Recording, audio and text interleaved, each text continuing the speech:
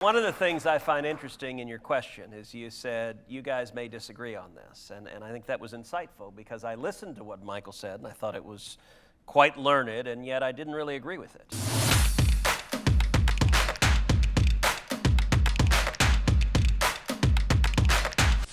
Liberty is a word that's kind of used as a buzzword on the right, but is also used by many on the right to justify and perhaps even passively allow the cultivation of very vicious acts.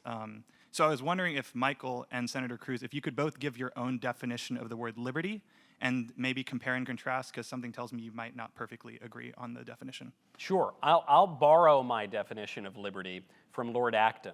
Winston Churchill famously said that if you don't have a good education, you should just quote really smart people. So I'll quote. I quote Michael Knowles. All the time. So Lord Acton points out that liberty is not the ability to do whatever you want to do, but rather the right to do what you ought to do. And we touched on this a little bit earlier when we talked about how liberty and licentiousness are not the same thing, about how the rational will exists to mediate between the appetite, the base passion, and the divine will, and it's what separates us from the beasts. So I guess the example I would use to bring all of that down to earth is education. The point of education is to make us free, right? That's why we call it liberal education. We call it the liberal arts. So the whole point of it is to make us free. And when you are free, you are not being coerced, right? I think that's probably the basic thing we would all say about freedom. But the irony here, or the complication, is that in order to attain this freedom, you need to be coerced by your teachers, by the exams, by the grades. I mean, you're coerced for 12 years, 13 years, 15, depends on how much schooling you're going to go through. By the time that this administration is over with free college and pre-K, it's going to be 35 years. So it's a lot of coercion. But it does serve a purpose. You do actually have to train your will. And this is a difficult process. And when people are in college, sometimes they make some mistakes. They let their appetites run away with them. It's not so good. George W. Bush famously said, when I was young and irresponsible, I was young and irresponsible. But the idea is you want to mature and grow up. And so I think we have this mistaken conception of liberty that really comes from Freud. We have this kind of steam engine idea of liberty, which is that I've got all of these appetites and desires. And if I don't engage in them, even the base ones, even the naughty ones that I'm not supposed to do, if I don't let off a little steam every once in a while, then I'm just going to explode. This is different from, say, Aristotle's understanding of behavior, of vice and virtue, and the Catholic understanding and my own understanding, which is that when you practice the virtues, which are habits, they get a little bit easier. This is a fallen world. We're all sinful. We're going to stumble. We're probably not going to act perfectly in this world. In fact, I know that we're not. But it is going to become easier the more you practice these virtues. And the same is true of the vices. And I say this with a great deal of experience. When you practice the vices, it's kind of hard to do it the first couple of times, and then it's easier and easier, and then it's harder to stop. And this, I think, would be the description of addiction. And so any coherent understanding of liberty, I think, has to take into account virtue. It certainly did for the Founding Fathers. It has for statesmen for all time. You mentioned the mystical body of Christ. Christ says in the Gospels, the man who sins is a slave to sin. And we just know that to be true in our own lives. Anyone who's ever sinned knows that is the case. And so I think, I agree with you. I think sometimes, just in recent decades, we've taken a more shallow view of liberty. And liberty is not a shallow thing. And to quote Ronald Reagan, it's not passed in the bloodstream either, okay? It's one generation away from being lost, which is why it's so important to educate people in freedom. That's what YAF is trying to do. That's part of the purpose of this podcast. And while the left, I think, wants to really suppress our freedom by appealing to all of our vices, Senator Cruz and I talked about this on the PragerU book show. We talked about Brave New World and the conquering of a people by cultivating vice. I think we need to recognize that to have true freedom, we have to have some idea of what's good. So that was an amazingly erudite and well thought out answer. Thank you. You know, I will say that number one, Michael talked about practicing vices.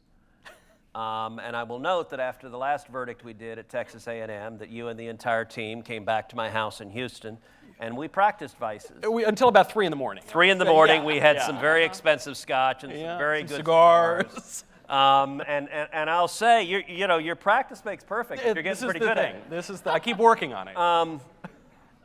But Senator, to be fair, the body is a temple, and the temple needs incense. Okay, so I'm going to defend that.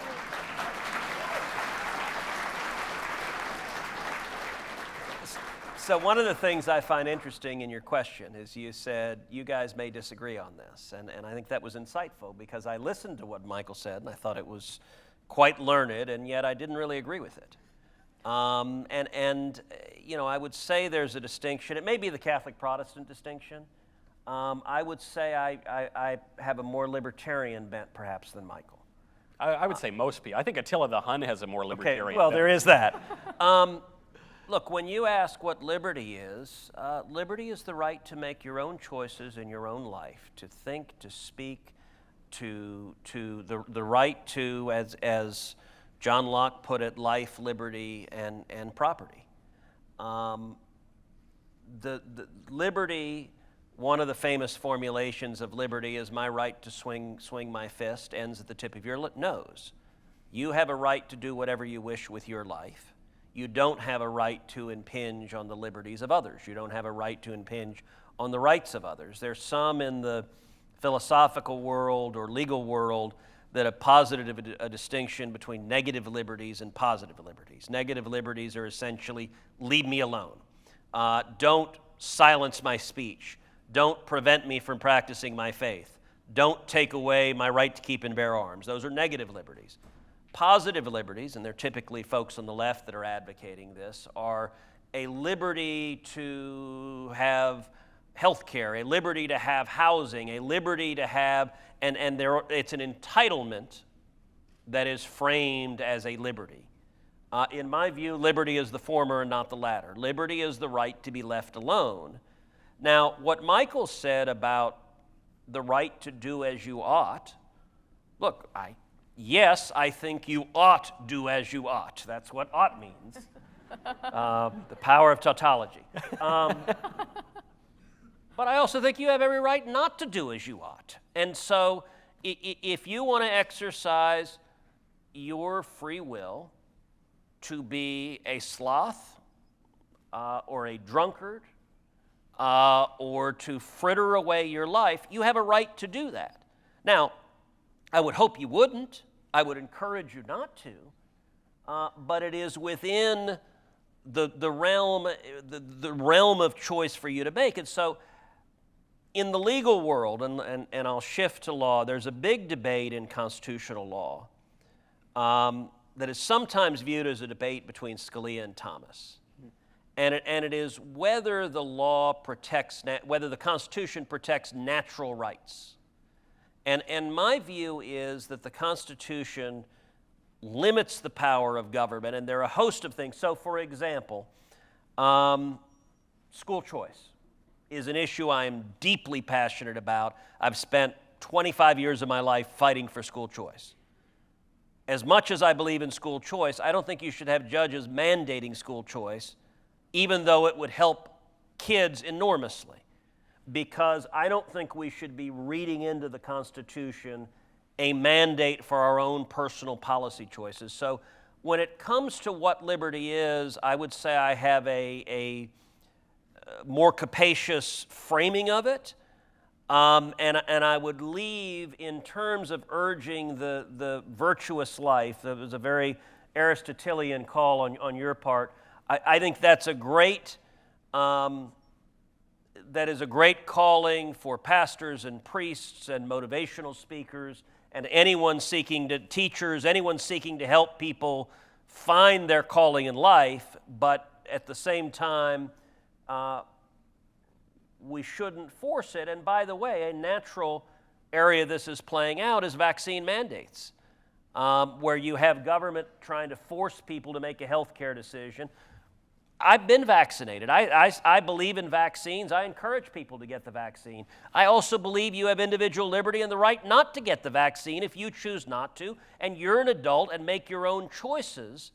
And I will say in response to that, I did tweet out the hashtag Your Body, Your Choice, and the left lost their mind. And they just say, no, you're not allowed to say that. I'm like, why are you telling people they got to stick a damn shot in their arm? I think liberty should have a lot of flexibility and a lot of room in it, including the liberty to make stupid decisions, because, to be honest, we learn more by mistakes anyway, and you have the right to do dumb things too.